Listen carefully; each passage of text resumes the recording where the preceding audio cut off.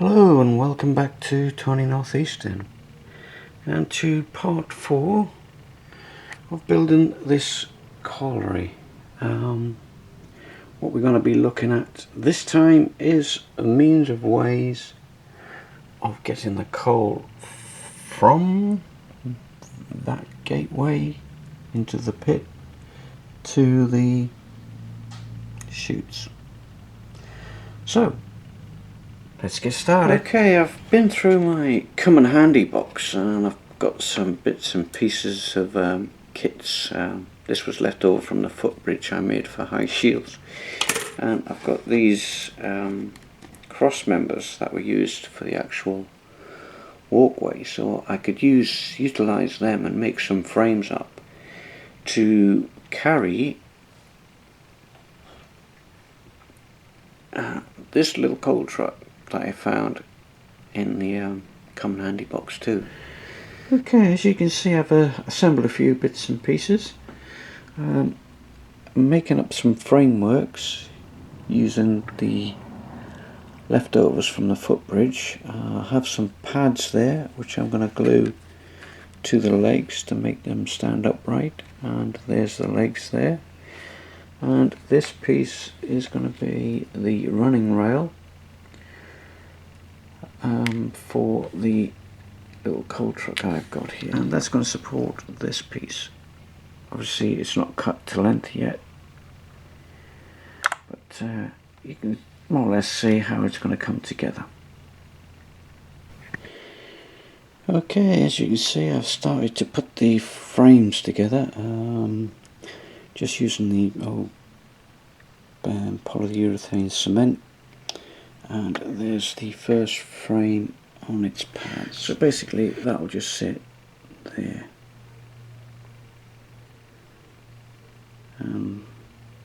Trolley will come in on the frame and then tip it down the chutes. Right, now that the frameworks are all painted, I've done all 6, I thought I'd move on to the actual winding gear. So it's another piece of machinery. Now you've all seen these before. You get a new appliance and you always get these on the 3-pin plugs. So what I've done is I have cut one up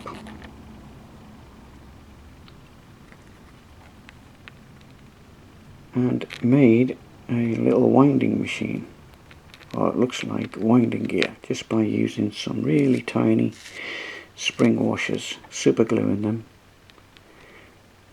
back on there like that. So if I do the same the other side, then we have a winding machine, which is going to sit just there at the end of the line of the frameworks, which will all come clear when it's all together. Right, as you can see, the winding gear is finished. I've glued it all together. I've just stuck a washer on that side, and I've stuck about 3 washers together and then a plain washer on the end. I've glued a little bit of plastic card on the top, and it's got a base on the bottom. It's still a bit sticky at the moment, so we'll leave that there for the minute. And I've just cut some card here, 20mm by 12, so I can extend these chutes as they're now flush with the floor. So basically all I'm going to do is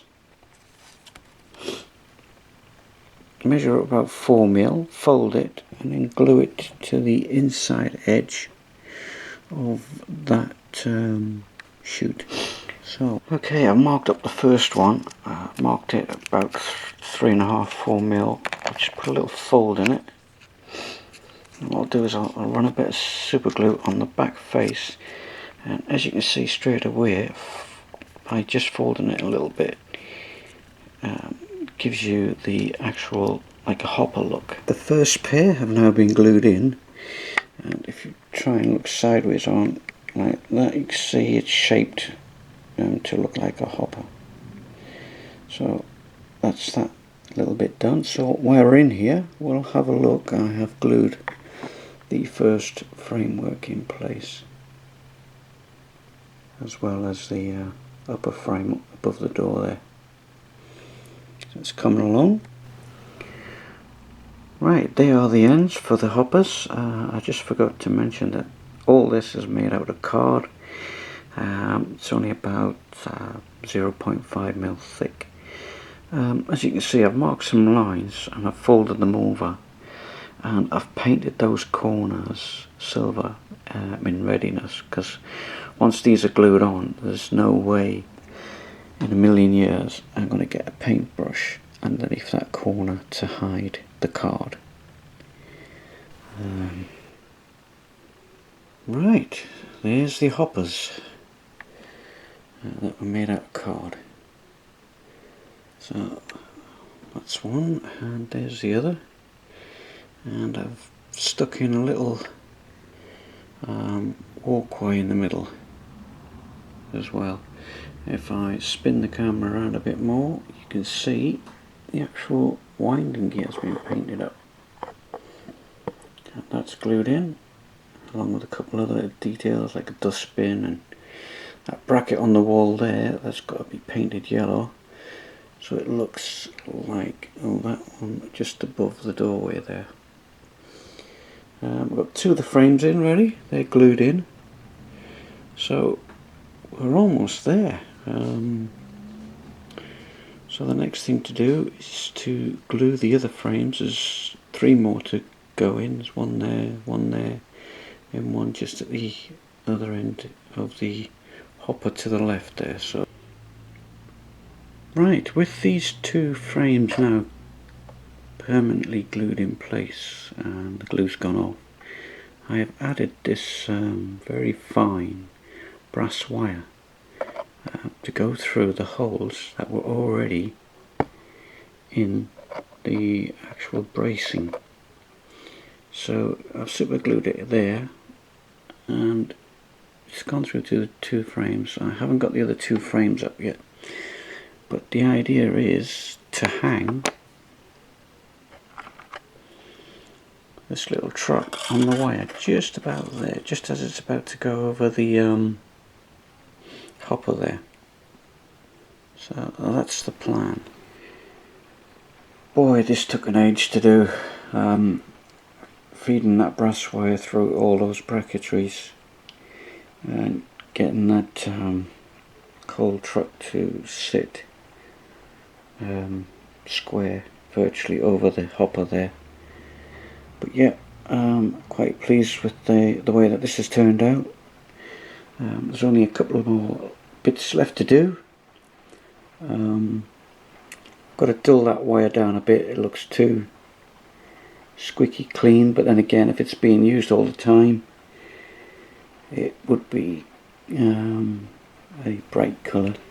Right, the last few pieces have gone in. As you can see, I have added a control panel.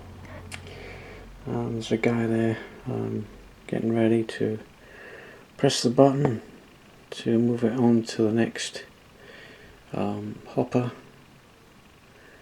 because his mate's down there telling him that there's another one coming. I've put the running bar in, so that's that done. Basically all I've got to do now is just maybe dirty up those hoppers a little bit because they look too shiny, and then concentrate on the lighting. Right, I'm in the process of fitting the LEDs. It's going to be the same as what I've done there, but on this side there'll be two to light up the dispatch area for the coal, and I'm going to put one just around the corner there into the pit head as well, to try and illuminate inside the shaft, as it were. I've also added some extra supports for the roofing when I get onto that. All in all, we're getting closer and closer to finishing this little tiny project.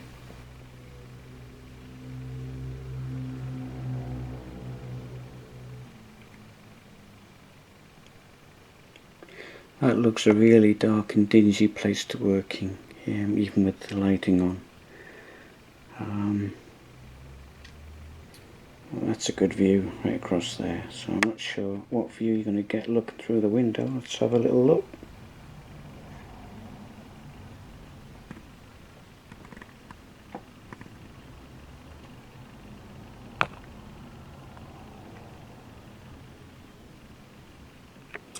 It looks a lot better without the camera viewing through the window. Right, anyway, so putting the cables together exactly the same way as I did with the office, and then heat shrinking them. So the next thing to do is to add the chimney before we put the roof on. Okay, there's one more thing left to do before we put the actual roofs onto the colliery, and that's to fit this chimney to the side of the building. I had a comment a few weeks back saying that the colliery needs an air vent. Well, I think this will be the air vent. It's standing pretty tall at the moment, so I might trim about 40mm off the bottom, drop it down a little bit and notch it out so it cuts into the building that way, so that Mr. Jones can definitely see out of his window. So let's mark it up 40mm, making sure you've got a nice sharp scalpel, and all I'm going to do is just follow the bricks round. Oh, it's quite sharp. Just follow the bricks round. Okay, so I've taken that off. So the next thing to do is I've got a little bit of an overlap where I've put the brick paper on, so I'll get rid of that. So the next thing to do is to mark it at the height of the bricks. Which is about there.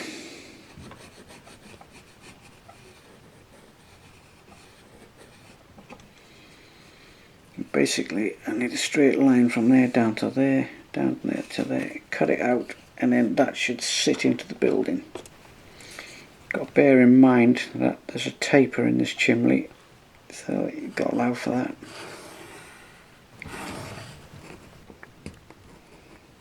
I'm hoping I haven't cut too much out. There's no going back now.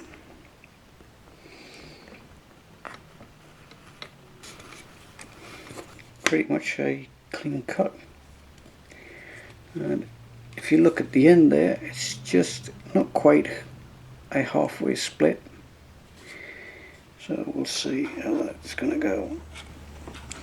And Mr. Jones can still see out of his window, so I think I will have it like that. That gives me a perfect edge to glue on as well.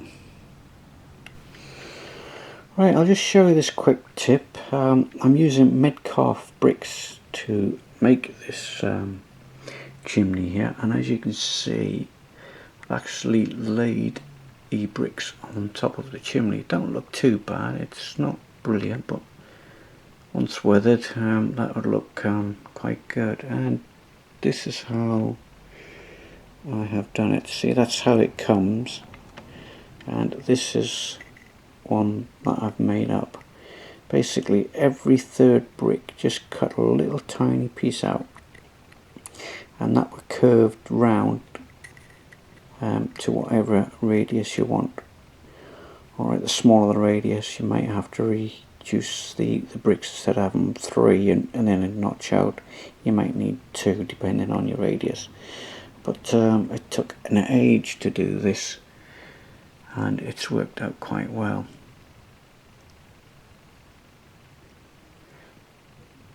So, and I've also put a row of bricks that way around just to add. Okay, we've placed it back on the layout just to have a look, and it looked quite imposing until we get up to this level and there's something missing. Yep, it's the roof, and that will come in the next video. But we've done well this week. I've managed to get all the internal workings done, LEDs fitted, and the chimney as well, or the vent. Yeah, it's looking good. So I hope you've enjoyed what you've seen, and we'll catch up with you next time. Thanks for watching now. Bye.